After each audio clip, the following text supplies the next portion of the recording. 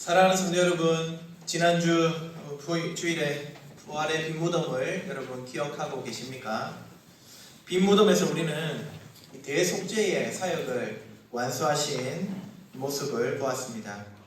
벗어든 세마포와 두 천사는 그곳이 바로 속죄 사역을 마친 지성소라는 사실을 우리에게 보여주었습니다. 또 한 가지 빈 무덤에서 우리는 주님이 새로운 가족을 창설하시는 것을 보았습니다. 이제 예수님의 아버지가 교회의 아버지가 되어서 우리가 모두 한 가족이 되는 기적을 보았죠.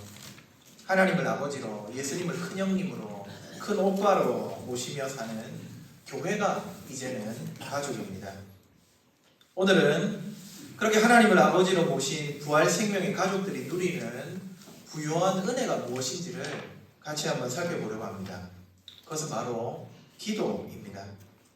우리는 예수님 부활 덕분에 아버지 하나님께 기도할 수 있는 사람들이 되었습니다. 여기 계신 청년 여러분, 혹은 청소년 여러분, 혹시 여러분 데이트하고 있습니까? 혹은 나이 드신 우리 장년들 옛날에 데이트했던 기억 나십니까? 교제, 사귐의 가장 기본적인 요소는 대화입니다. 여러분 대화 없는 데이트, 물론 눈빛만 봐도 좋은 때가 있기는 하죠. 언제인지 기억이 안 나서 그렇지. 어쨌든 그건 연애 초반의 이야기고, 진정한 사귐은 대화를 통해 이루어진다고 해도 과언이 아닙니다. 서로의 성격, 기호, 취미, 대화를 통해 알아가며 사랑을 또 관계를 키웁니다. 하나님과 교제도 마찬가지입니다. 하나님은 우상과 다르죠. 우상 혹은 이방신들은 조건을 충족시키면 반응을 합니다. 작두를 타면, 그래서 눈이 뒤집어지면 귀신이 옵니다. 108배, 3보1배를 미친 듯이 해서 무릎이 나갈 정도가 되면 소원을 들어준다고 우리는 생각합니다. 기계가 조건이 충족되면 결과를 내는 것과 마찬가지입니다. 자판기에 500원짜리 동전을 넣으면 캔 커피를 토해내지 않습니까? 이런 의미에서 우상은, 이방신은 죽은 기계나 다름없습니다. 하지만 우리가 섬기는 하나님은 다르죠. 우리를 가족으로 삼으신 하나님은 다릅니다. 그분은 살아계시고 인격이 있는 분, 아니 인격은 사람이니까 신격이 있는 분입니다. 그래서 이방신이나 기계를 대하는 방식으로 일정한 조건을 충족시켜서 무언가를 얻어내는 이런 식으로 교제할 수 없습니다. 오히려 하나님은 우리가 사랑하는 사람 혹은 친밀한 벗들과 사귀는 것처럼 바로 철저히 인격적이고 생명력 있는 방식으로 교제하기를 기대하십니다. 바로 서두에 말씀드린 대화, 하나님과의 소통, 기도입니다. 기도할 때 우리는 하나님과 대화하고, 기도할 때 우리 하나님을 알아갑니다. 기도할 때 하나님은 우리의 필요와 마음을 듣고 공감하시며, 기도할 때 하나님은 그것들을 우리에게 응답해 주십니다. 기도야말로 하나님과 사귀는 가장 중요한 방법입니다. 오늘 예수님께서 기도를 가르쳐 주십니다. 본격적으로 기도를 가르쳐 주시기 전에 주의사항을 먼저 말씀을 하십니다. 두 가지 주의사항인데요. 첫째는 이방인들처럼 중언부언, 우리가 읽지는 않았습니다. 근데 그 읽은 말씀 앞에 보시면은 중언부언, 말을 많이 해서 응답을 얻으려고 하지 말고, 둘째는 치성을 드리는 바리새인들처럼 그렇게 기도하지 말라고 하십니다. 왜 이런 주의사항을 주시느냐? 앞서 말한 대로 하나님은 사람들이 얼마나 잘하는지 보자, 여러분 이렇게 눈을 이렇게 새침하게 뜨고 점수를 매기는 그런 이방신이 아니기 때문입니다. 동전만 넣으면, 조건만 맞으면 반응하는 기계하고 차원이 다른 분이기 때문에 이 이방신에게 하듯이, 세상 사람들이 생각하듯이 말을 많이 하거나 치성을 최대한 들여서 뭘 얻을 수 있다고 착각하지 말라는 거예요. 우리 기도는 그런 것들하고 상관이 없습니다. 그럼 우리 기도라고, 저와 여러분의 기도를 한번 돌아보면 좋겠습니다. 혹시 여러분 기도를 말을 많이 하는 시간으로 생각하고 있지는 않습니까? 솔직히 어릴 적부터 우리에게 익숙한 이야기는 어떤 겁니까? 하루에 몇 시간씩 기도하는 누구가 하나님께 복을 받았다더라. 이러면 실제고 그런 은혜가 있기도 했습니다. 그런데 제가 생각하기에는 그런 일들은요, 딱 그 시절에, 그러니까 교회가 아직 성숙하지 못한 시기였기 때문에 하나님께서 우리 기도가 조금 부족하더라도 응답하시고 복을 주신 것이 아닌가, 그런 생각이 듭니다. 하지만 이제 한국 교회도 기독교 역사가 150년을 넘어가는 시점입니다. 우리 자녀들은 이전보다는 조금 더 성숙한 신앙을 물려받아야 마땅합니다. 여기 앉아있는 우리 장년들과 또 젊은이들, 또 자녀들은 꼭 기억하십시오. 하나님은 말을 많이 해야 듣는 분도 아니고 치성을, 즉 지극정성을 올려야지만 눈길을 한번 주는 세상 신하고는 완전히 차원이 다른 분입니다. 이제 곧 살피겠지만 우리가 기도하는 분은 우리 아버지입니다.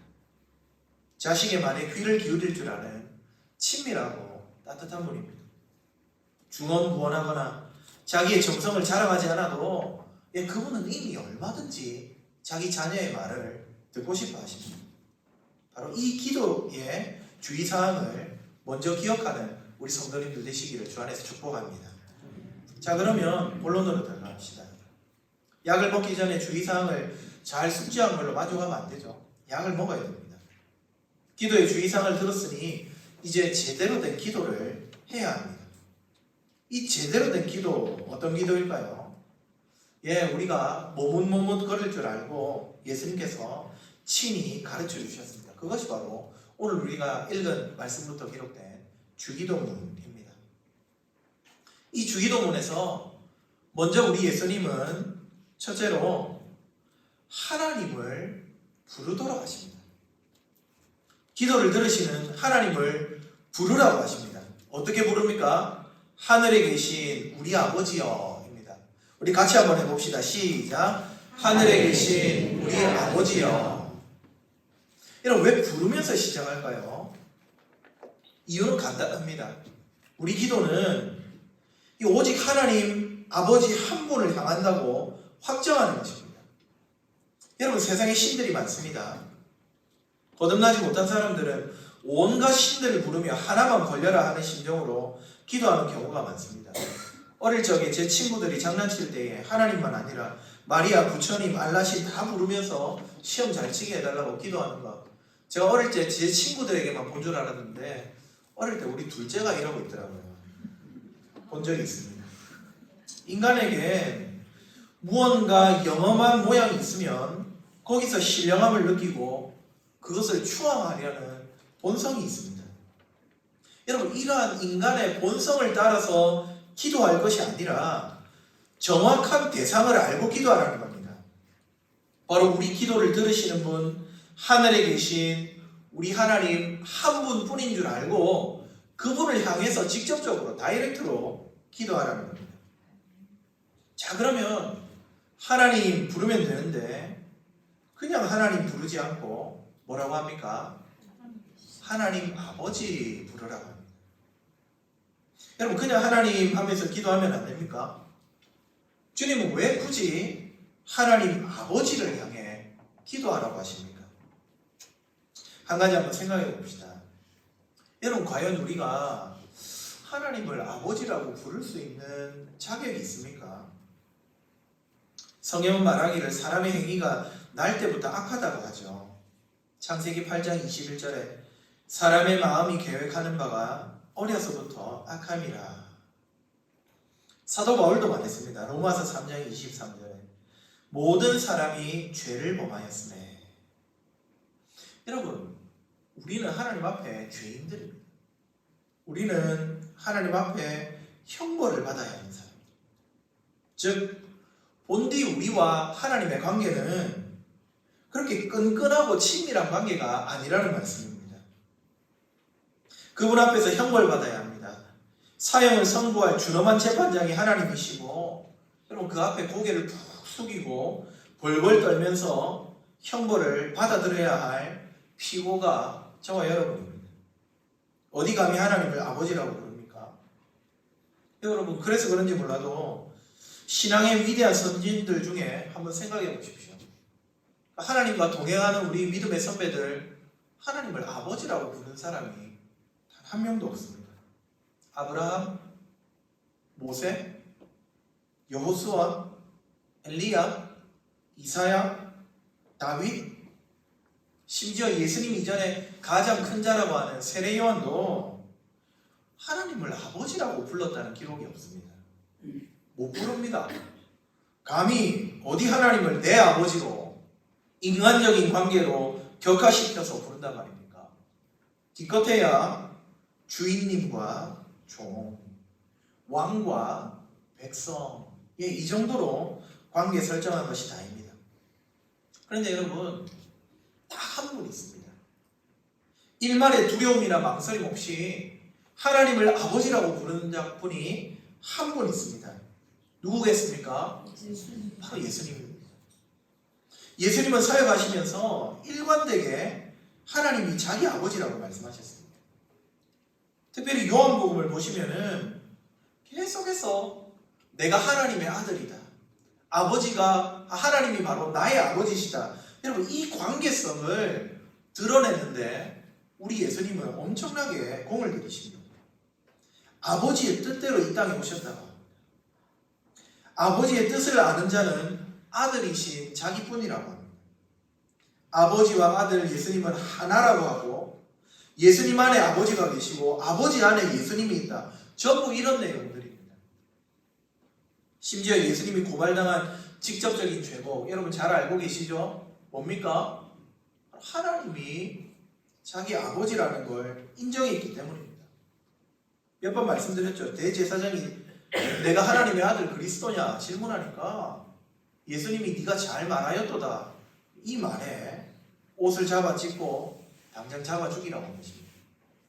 이처럼 예수님은 하나님을 아버지라고 당당하게 부른 유일한 인물입니다. 여러분, 놀라운 것은 우리가 예수님을 믿을 때 이 하나님과 예수님의 관계 속으로 우리가 휘몰아쳐 들어간다는 사실입니다. 예수님을 믿고 예수님과 연합한 우리 예수님의 아버지가 우리의 아버지가 되는 권세가 생깁니다. 또 하나님의 아들이 보내신 성령님을 얻으면은 하나님을 도무지 아버지라고 부를 수 없는 죄인들인 우리들임에도 불구하고 하나님을 아빠 아버지라고 부를 권세가 생깁니다. 예수님 때문에 하나님과 원수되었던 우리가 여러분 단지 화해하는 이 정도를 넘어서 부자지간이 되어버리는 겁니다. 정말 놀라운 은혜, 놀라운 권세입니다. 그렇습니다. 예수님이 아니면 아무도 하나님을 아버지라고 부를 수 없습니다. 예수님 안 믿고 그분의 은혜를 받은 자가 아니면 누구도 감히 하나님을 아버지라고 부릅니다. 불러도 소용이 없습니다. 만약 입으로 하나님을 아버지 이렇게 부를 수 있다면은 여러분 그 은혜는 오직 우리 구주 예수 그리스도로부터 또 성령님으로부터 주어진 것인 줄 믿으시기 바랍니다. 우리 하나님 아무나 부르고 싶다고 막 아버지라고 부를 수 있는 그런 분이 아닙니다. 예수님을 통해서만이 이 권세가 주어집니다. 그래서 굳이 여러분 예수님이 기도를 가르쳐 주실 때 예수님의 이름으로 기도합니다. 이걸 하라고 말씀을 안 하는 겁니다.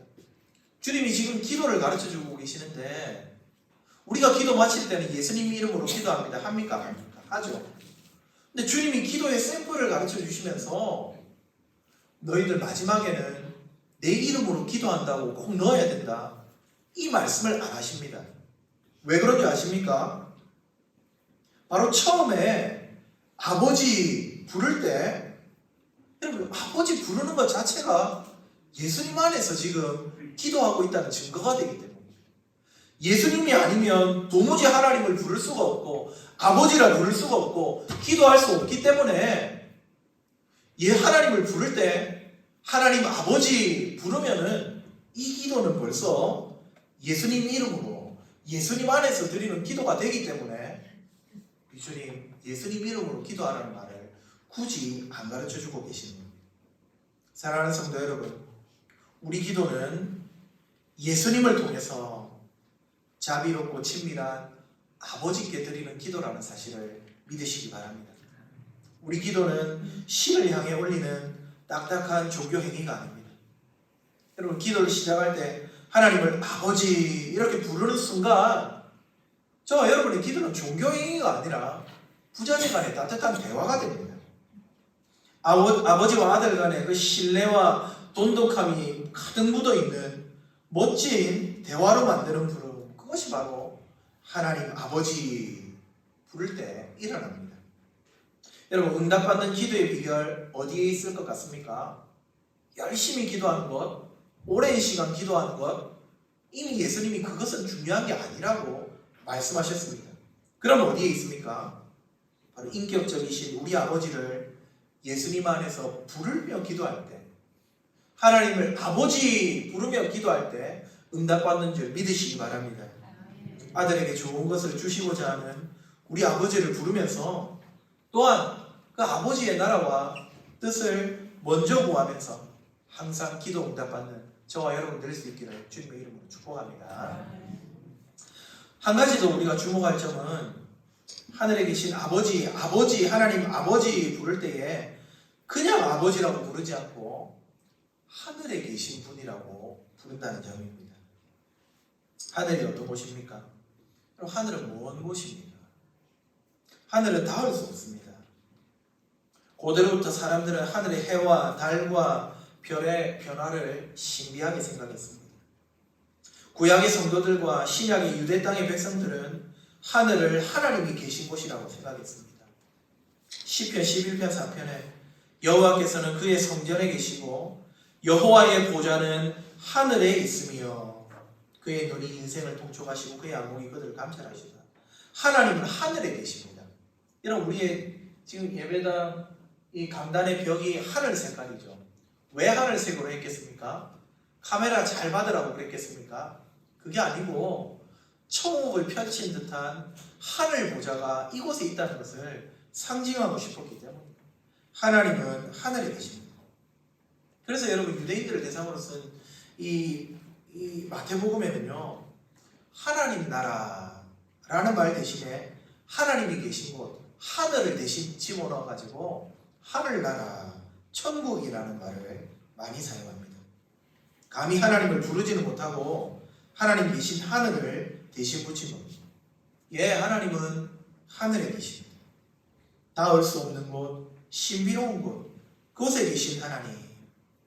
우리가 기도하는 하나님은 하늘에 계시면서 온 세상을 다스릴 정도로 능력이 많고 위엄이 있는 분이라는 사실이 이 기도의 부름에 포함되어 있습니다. 예수님께서 이런 하늘에 계신 아버지를 부르라고 합니다. 그냥 옆방에 계신 아버지가 아니고 하늘에 계신 아버지, 전능하신 아버지를 부르며 기도하라는 말입니다. 우리 기도를 들으시는 친밀하신 아버지 하나님은요, 우리 기도를 듣고 충분히 응답할 수 있는 능력 있는 하늘의 아버지라는 사실을 기억하고 기도하는 저와 여러분 되기를 간절히 바랍니다. 사실 인간적으로 아버지들이 자녀들에게 좋은 것 주고 싶어 하지만 능력이 안 돼서 못 주는 경우도 많습니다. 여러분, 이 남자들이 속된 말 써서 죄송합니다. 가오만 잡았지 뭐 있습니까? 조금 다른 얘기긴 한데, 제가 전에 섬기던 교회에 강도사님이 축구화를 하나 샀어요. 근데 이 축구화를 사기 위해서 영혼까지 쿠폰을 끌어모아가지고 반값에 사더라고요. 근데 여러분, 그 다음이 재밌었습니다. 이거 축구화 산 거 집사람이 알게 될까봐 굉장히 염려를 하는 겁니다. 근데 시원하게 우리 그 곁에 있던 다른 목사님이 사모님한테 일러 바쳤습니다. 축구화 샀다고. 그래도 뭐 자의반 타의반 당당하게 그렇게 축구화를 사게 샀는데, 얘기가 조금 빗나간 것 같지만 제가 무슨 말을 하고 싶으냐, 세상의 아버지들, 남자들 다 그렇게 능력이 출중하지 않다 이 말입니다. 그러나 하나님, 우리 아버지는 다릅니다. 하나님은 하늘에 계신 아버지십니다. 우리 기도를 잘 들으시는 아버지일 뿐만 아니라 우리가 기도하는 것을 얼마든지 이루실 수 있는 충분한 능력이 있는 분이십니다. 사랑하는 여러분, 기도할 때 이 확신 가지고 기도하시기를 주님의 이름으로 축복합니다. 진학을 앞두고 공부하는 우리 중고등부 청소년들, 또 취업을 준비해야 하는 대학생 여러분, 우리가 기도하면 하늘에 계신 아버지께서 들으시고 응답하실 줄 믿으시기 바랍니다. 기도하는 것이 미래를 준비하는 제일 좋은 길입니다. 우리 머리털까지 세심받은 하늘의 하나님, 그분이 세상 만물을 주관하고 움직이셔서 여러분에게 제일 좋은 길을 허락해 주실 것입니다. 우리 장년들도 하늘에 계신 아버지께 기도하십시오. 육신은 점점 쇠약해지고 머리에는 하얀 서리가 앉고 내 힘으로 감당할 수 없는 일들이 자꾸만 나에게 놓여질 때에 그렇게 문득문득 두려움이 찾아옵니다. 그러나 여러분, 그 두려움을 이기고 우리 가족을 지키고 교회를 위해 최선을 다해 또 일하다 보니까 뭔가 마음의 생채기도가 나기도 합니다. 사랑하는 장년 여러분, 하늘에 계신 아버지께 다 맡겨드리시기 바랍니다. 나보다 힘센 하늘 아버지께 다 올려드리십시오. 하늘 보좌 앉아서 세상 다스리시는 그분께 맡겨드리는 것이 훨씬 더 이득입니다. 수고하고 무거운 짐들 기도를 통해서 힘센 우리 아버지께 맡겨버리는, 그래서 하나님의 은혜와 평화를 이 땅에서 맛보는 저와 여러분 다 되시기를 주님의 이름으로 축복합니다. 말씀을 맺겠습니다. 우리는 기도합니다. 하나님과 교제합니다. 우리가 기도하고 교제하는 하나님은 우리 아버지십니다. 때로는 엄격하지만 자상함과 지극한 관심을 거두지 않는 아버지가 우리 기도를 들으십니다. 그 아버지 하늘에 계십니다. 하늘을 만드시더니 하늘을 보좌로 삼으시고는 하늘 아래 모든 것을 다스릴 정도로 능력이 충만한 분이 하늘에서 우리 기도를 듣고 계십니다. 우리 기도에 기꺼이 응답하실 하늘에 계신 우리 아버지께 기도하면서 승리하는 우리 제8영도교회 식구들 다 되시기를 주님의 이름으로 축복합니다. 우리 말씀을 기억하면서 찬송가 484장으로 하나님께 영광을 올려드립시다.